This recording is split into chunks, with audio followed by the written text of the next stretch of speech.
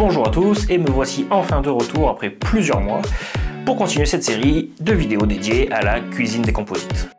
Dans le dernier épisode, on avait parlé du moulage au contact, qui est la méthode la plus abordable et probablement la plus facile à mettre en œuvre. Seulement voilà, le moulage au contact, c'est bien, mais on peut mieux faire. En effet, si vous revoyez les 2 ou 3 vidéos que j'avais fait à ce sujet, le plus gros problème que l'on peut avoir lors de la fabrication d'une pièce en composite, c'est la bulle d'air.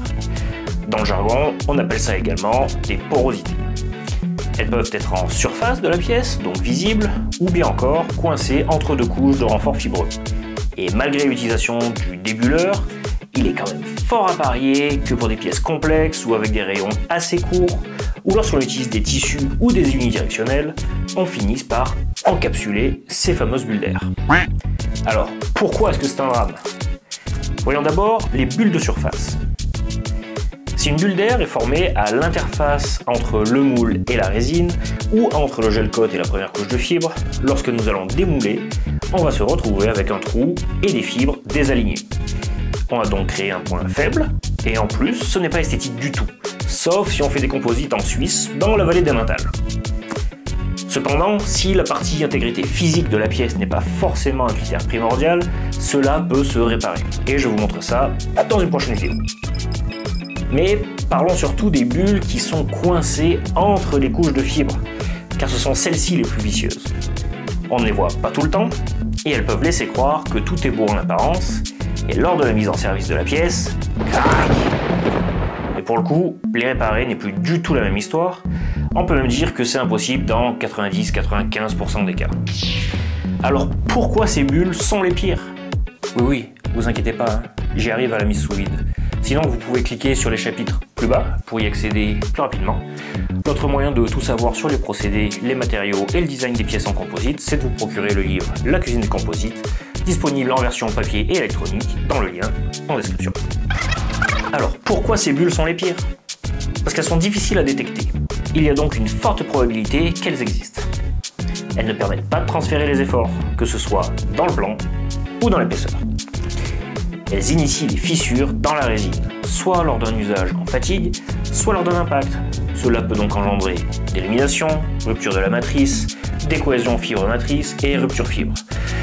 Que des termes que nous verrons bientôt, mais qui, comme on s'en doute, ne sont pas synonymes de rigidité ou résistance. Alors, comment fait-on pour éviter ces bulles? Après tout, ce sont des bulles d'air. Donc, comment pourrait-on faire pour enlever des bulles d'air? Est-ce que c'est quelque chose que l'on ne retrouve pas dans d'autres domaines, comme la cuisine par exemple? Comment fait-on pour éviter qu'une pâte feuilletée ne gonfle, ou qu'un aliment ne s'oxyde? Eh bien, soit on applique de la pression dessus, soit on fait le vide. Voilà, fin, vous savez tout sur les composites.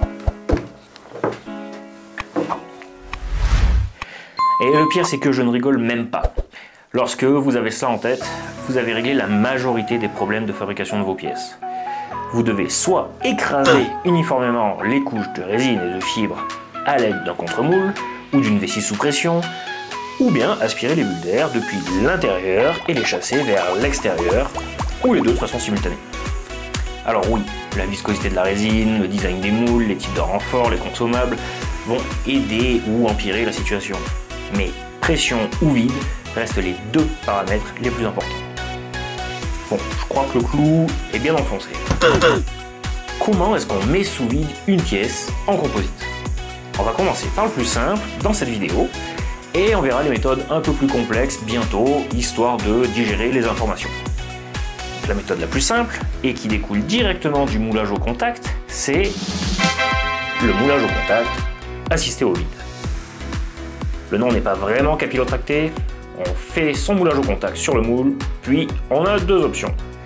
Soit on met l'ensemble sous vide, c'est-à-dire le moule et la pièce, soit notre moule a une surface étanche et on vient simplement appliquer le vide entre le moule et la surface d'un film plastique. Donc ça, c'est le principe de base. Maintenant, de quoi avons-nous besoin?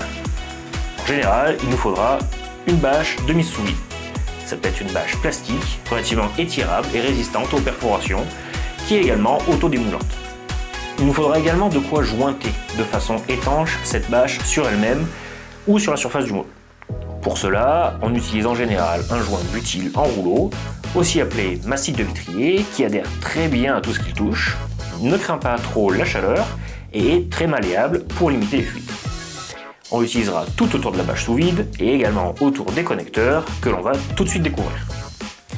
Les connecteurs feront en effet la liaison entre l'air à l'intérieur de l'enceinte et l'extérieur. Et enfin, il nous faudra un moyen de supprimer l'air de cette enceinte que l'on vient de créer. Cela peut être à l'aide d'une pompe à vide, électrique ou manuelle, mais ça ne s'arrête pas là. En fait, on estime que le vide n'est plus efficace lorsque l'on a dépassé un rayon de 20 cm autour du point d'aspiration. La viscosité de la résine vient agir comme une sorte de joint, et le vide ne sera pas uniforme à travers toute la surface de la pièce. Nous avons donc besoin de répartir le vide un peu partout à travers la surface. Cela peut se faire en utilisant plusieurs points d'aspiration, mais également en utilisant des consommables qui vont aider à combattre cet effet de joint de la résine. On utilisera notamment des grillages fins ou mèches en plastique qui vont permettre de garder la bâche légèrement décollée de la surface de la pièce pour uniformiser la pression, ou bien encore du bidim ou feutre qui n'est ni plus ni moins qu'un filtre de hotte de cuisine. On peut également faire courir tout autour des pièces des tubes spiralés qui ne vont pas s'écraser lors de la mise sous vide et qui vont garantir une bonne répartition de la pression. Mais ne partez pas tout de suite allumer la machine de mise sous vide car il y a encore quelque chose à prévoir. Premièrement, comment retirer ces consommables après polymérisation? Et deuxièmement, comment éviter que la résine ne soit aspirée par la pompe? On va donc devoir utiliser encore quelques consommables de plus. Pour faciliter le démoulage tout en laissant les bulles d'air s'échapper, on peut utiliser soit du tissu d'arrachage ou un film plastique perforé, ou les deux combinés. Le tissu d'arrachage donnera un aspect mat et texturé à la pièce et va permettre de réguler le taux de résine en surface. Et le film perforé, lui, donnera un aspect lisse. Personnellement, j'utilise majoritairement que le tissu d'arrachage. Mais si vous préférez un rendu brillant sur l'envers de votre pièce, alors la combinaison film perforé au contact de votre pièce et le tissu d'arrachage au-dessus pour aider à réguler la quantité de résine est à préférer. Allez, on s'accroche, c'est bientôt fini. Maintenant que l'on a bien tous nos consommables, on veut éviter que de la résine ne remonte dans la pompe à vide, que celle-ci soit électrique ou manuelle d'ailleurs. Il est donc recommandé d'utiliser un piège à résine combiné avec des vannes. Le piège à vide est un bocal rigide, idéalement transparent, qui vient se positionner sur la ligne de vide avant la pompe. Si un excédent de résine venait à être aspiré, alors ce bocal servirait de tampon, et en fermant la vanne entre la pompe et le piège, vous venez d'éviter le pire. Si vous n'avez pas cette option-là de disponible, calculez plus finement vos besoins en résine par rapport à votre pièce et utilisez une vanne où venez clamper la ligne d'aspiration. Bon, on commence à y voir plus clair. Maintenant, quelle valeur de vide appliquer? En règle générale, on essaye d'obtenir le vide le plus bas possible, car on ne veut pas de bulles d'air. Mais en fonction des résines, comme par exemple les résines polyester utilisant du styrène comme solvant, on devra rester au-dessus de -0,7 bar pour éviter de faire bouillir le solvant à température ambiante, et donc créer encore plus de bulles, et donc de défauts. Une fois que tout est sous vide, la dernière chose à faire est de vérifier qu'il n'y ait pas de fuite. Cela s'entend généralement à l'oreille, et il faudra alors faire le tour du joint butyl et appliquer un peu de pression pour faire taire la fuite. Il sera aussi malin à ce moment-là de vérifier que la bâche soit bien plaquée partout contre votre pièce, et peut-être l'aider à se positionner avec vos mains.